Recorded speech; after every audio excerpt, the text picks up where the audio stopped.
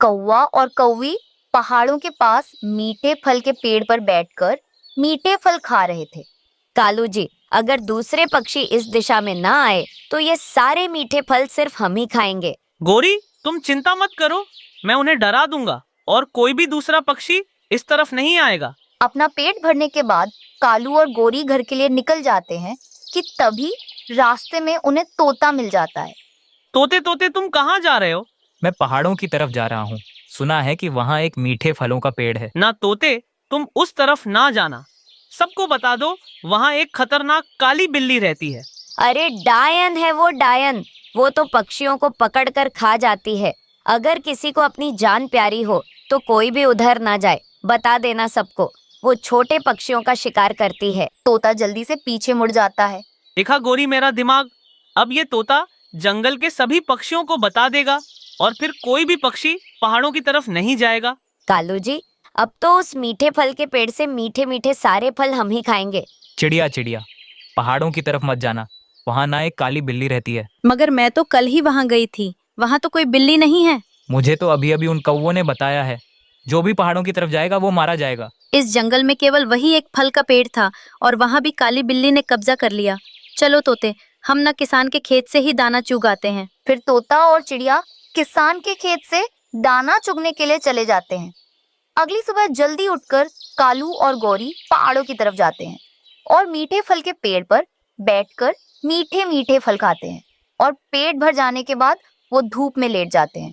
गोरी, अब ना दाना ढूंढने की टेंशन और ना किसी का डर। अब तो रोज ही हम यहाँ मीठे फल के पेड़ पर बैठकर मीठे मीठे फल खाया करेंगे और यहाँ धूप में लेटकर सो जाया करेंगे। और दूसरे पक्षी काली बिल्ली के डर से इस तरफ तो आएंगे भी नहीं। दूसरी तरफ जंगल के अन्य पक्षी भोजन की तलाश में इधर उधर मारे फिर रहे थे।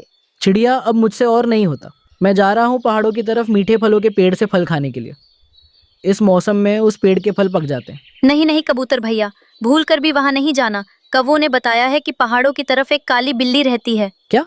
ये क्या बता रही हो तुम चिड़िया? मैंने तो कल अपनी आंखों से उन कौवों को पहाड़ों की तरफ जाते हुए देखा था। क्या ये सच है? और नहीं तो क्या। तुम दोनों कल मेरे घर पर आ जाना, मेरे घर की खिड़की से सब कुछ अच्छी तरह से नजर आता है। फिर दूसरे दिन तोता और चिड़िया सुबह सुबह कबूतर के घर पर जाते हैं। कबूतर भैया, वे कौवे कब आते हैं? वो कौवे आते ही होंगे और आप दोनों ना अपनी आंखों से देख लेना, वो कौवे पहाड़ों की तरफ जाते हैं। कालू जी, चलो, देर हो रही है। गोरी, रुको, मैंने सोचा है कि मैं आज टोकरी लेकर जाऊंगा और जी भरकर फल खाने के बाद टोकरी में भी कुछ फल भर लूंगा। उसके बाद 2-4 दिन तक घर में बैठकर फल खाएंगे। फिर कालू कौवा टोकरी उठाता है और गौरी के साथ पहाड़ों की तरफ चला जाता है। चिड़िया और तोता उन दोनों को पहाड़ों की तरफ जाते हुए देख लेते हैं। अरे, ये कौवे तो सच में पहाड़ों की तरफ जा रहे हैं। फिर ये हमें क्यों पहाड़ों की तरफ जाने से मना कर रहे हैं? ये उन कौवों की चाल है ताकि हम सब उस मीठे फल के पेड़ के पास ना जा सके। चलो चलो, हम सब जाकर देखते हैं। मेरा पेट तो भर गया गोरी, चलो अब थोड़ी देर सो जाते हैं और फिर जाते समय इन फलों को तोड़कर टोकरी में भरकर ले जाएंगे। हाँ चलो कालू, धूप में जाकर सोते हैं। फिर कौवा और कौवी धूप में जाकर गहरी नींद में सो जाते हैं। देखो तो इन दुष्ट कौवों को, कैसे पेट भरने के बाद मजे से धूप में सो रहे हैं। और एक हम हैं जो भोजन के लिए मारे मारे फिर रहे हैं। यहाँ कोई काली बिल्ली नहीं है, यहाँ तो काली कौवी है। चिड़िया, मैं तो पेट भरकर मीठा फल खाऊंगा। फिर तीनों दोस्त चिड़िया, तोता और कबूतर पेट भरकर मीठे मीठे फल खाते हैं। रुको, मैं ना अभी कौवों की टोकरी चुरा कर लाती हूँ। टोकरी में ये सारे मीठे मीठे फल भर लेंगे और फिर घर में संभाल कर रखेंगे। फिर चिड़िया उन कौवों की टोकरी को चुरा कर ले आती है और सभी दोस्त उस टोकरी में मीठे मीठे फलों को भर देते हैं। चलिए अब घर चलते हैं, अब ये फल कई दिनों तक खत्म नहीं होंगे। और फिर वे तीनों दोस्त अपने अपने घर चले जाते हैं। शाम में जब कौवा और कौवी की नींद खुलती है तो वे देखते हैं कि उनकी लाई हुई टोकरी गायब है। कालू जी, हमारी टोकरी नहीं है और मीठे फल के पेड़ पर मीठे फल भी नहीं है। ले गए वे पक्षियाँ, सब ले गए। फिर अगले दिन उन कौवों को जोरों की भूख लगती है। वे चिड़िया के पास जाते हैं। चिड़िया चिड़िया, दरवाजा खोलो। नहीं गोरी, अभी हम मीठे फल खा रहे हैं।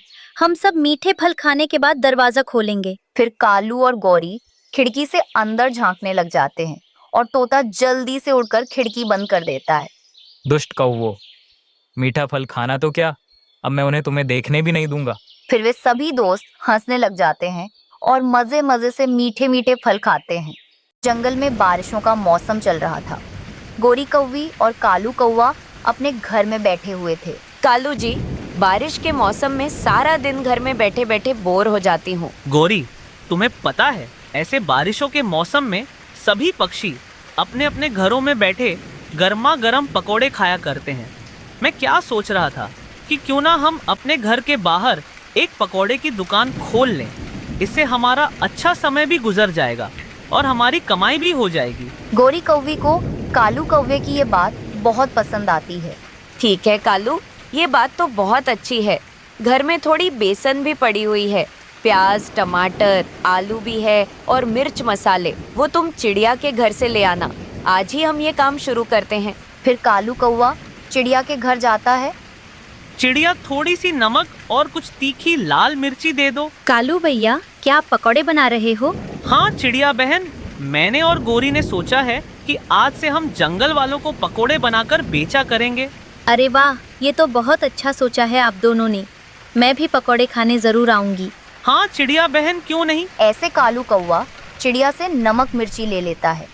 कालू जी, घर पर जो थोड़ी सी बेसन पड़ी हुई थी उसमें तो कीड़ा लगा हुआ है। अरे गोरी, कौन सा कीड़ा पकोड़े में दिखेगा। जैसे ही गरम गरम तेल में जाएगा, फ्राई होकर हमारा ये बेसन का पकोड़ा कीड़ा पकोड़ा बन जाएगा। जो भी है, अरे जो भी जैसा भी बेसन है तुम डाल दो। फिर गोरी कौवी और कालू कौवा ऐसे ही कीड़े वाले बेसन के पकोड़े बनाकर उन्हें जंगल में बेचना शुरू कर देते हैं। गरम गरम पकौड़े, ठंडी ठंडी बारिश के मौसम में गरम गरम पकौड़े लो। ऐसे स्वादिष्ट पकोड़े ऐसी ठंड भरी मौसम में तुम्हें और कहीं नहीं मिलेगी। गर्मा गर्म पकोड़े। गोरी कौवी की आवाज़ सुनकर बुलबुल वहाँ आती है। अच्छा किया आप दोनों ने कि इस बारिश के मौसम में आप लोगों ने गर्मा गर्म पकौड़े बेचना शुरू कर दिया। गोरी, मुझे एक प्लेट पकौड़े तो दो। हाँ बुलबुल, मेरे पकोड़े बहुत स्वादिष्ट हैं। मेरे पकोड़े जो एक बार खाएगा वो बार बार आएगा। फिर बुलबुल एक प्लेट पकौड़े लेकर खाने लगती है और पूरा पकौड़े खाने के बाद वहाँ से चली जाती है। थोड़ी देर बाद मिट्टू तोता भी गौरी के पास पकौड़े खाने आता है और एक प्लेट पकौड़े खाने के बाद गौरी से कहता है, अरे वाह वाह गौरी, तुमने तो ये पकोड़े बहुत स्वादिष्ट बनाए हैं। वाह वाह, ये पकोड़े तो बहुत स्वादिष्ट थे। हाँ, ये पकोड़े कैसे नहीं स्वादिष्ट होते। इनमें कीड़े जो मिले हुए हैं। आहिस्ता बोलो गौरी, आहिस्ता। अगर किसी ने सुन लिया तो मुसीबत हो जाएगी। घर जाते ही बुलबुल के पेट में बहुत तेज दर्द शुरू हो जाता है। ना जाने उन दुष्ट कौवों ने पकोड़े में क्या मिलाया हुआ है। खाते ही पेट में दर्द शुरू हो गया। दूसरी तरफ मिट्टू तोता भी दर्द से मर रहा था। बचाओ मुझे, मुझे बचाओ। मिट्टू तोते की रोने की आवाज़ सुनकर पड़ोसन रीमा चिड़िया अपने घर से बाहर निकलती है और मिट्टू तोते के घर पर जाती है। क्या हुआ मिट्टू, क्या हुआ? तुम क्यों रो रहे हो? मैंने जब से उन कौवों से पकोड़े लेकर खाए हैं तब से मेरे पेट में बहुत दर्द हो रहा है। चिड़िया, मुझे बचा लो। उसी समय बुलबुल भी रोती हुई वहाँ आ जाती है। चिड़िया, जब से मैंने उन कौवों से पकोड़े लेकर खाए हैं तब से मेरे पेट में दर्द शुरू हो गया है। इतना दर्द हो रहा है कि अब लगता है मेरा पेट फट जाएगा। चिड़िया, मुझे बचा लो। अच्छा, तुम दोनों यहीं रुको, मैं अभी आती हूँ। और फिर रीमा चिड़िया अपने घर जाकर उन दोनों के लिए काढ़ा बनाती है। जैसे ही वे दोनों नींबू वाले काढ़ा पीते हैं, कुछ देर में ही उनका दर्द ठीक हो जाता है। चिड़िया, हमें उन कौवों को ऐसा करने से रोकना होगा, वरना जंगल के सारे पक्षी धीरे धीरे करके बीमार हो जाएंगे। अच्छा रुको, मैं जाकर देखती हूँ कि वो ऐसा क्या कर रहे हैं कि उनके पकौड़े खाते ही तुम दोनों के पेट में दर्द शुरू हो गया। और फिर रीमा चिड़िया कौवों के ठेले के पास छिपकर बैठ जाती है। गौरी, प्याज सड़ चुके हैं। हाँ तो क्या हुआ, वे सड़े हुए प्याज ऐसे ही काट कर मिला दो। मुझे भी तो फिर कीड़े वाले बेसन ही मिलाने हैं। तो ये बात है, ये कौवे इतनी गंदी गंदी चीज़ों से पकौड़े बनाकर हमें बेच रहे हैं। मुझे जल्दी से सब पक्षियों के पास जाकर ये सब बताना होगा। फिर चिड़िया अपने घर वापस जाती है और छाता लेकर पूरे जंगल वालों को ये बात बताती है कि कैसे कौवे उन्हें गंदे गंदे कीड़े वाले पकौड़े खिला रहे हैं।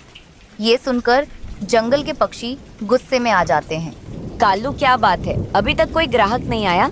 अरे गोरी, आएंगे, जरूर आएंगे। अभी बारिश थोड़ी तेज है, थोड़ी कम तो होने दो, फिर देखना पकौड़े लेने वालों की लाइन लग जाएगी। आ गए कालू जी। वो देखो, सभी पक्षी एक साथ ही आ रहे हैं हमारे स्वादिष्ट पकौड़े खाने। फिर वे सभी पक्षी कालू और गौरी के ठेले के पास आ जाते हैं। इन बदमाशों को भगाओ यहाँ से, सब मिलकर मारो इन्हें। सभी पक्षी मिलकर उन कौवों की खूब पिटाई करते हैं और पीट पीट कर उन्हें अपने जंगल से भगा देते हैं और उनके खराब पकौड़ों का ठेला तोड़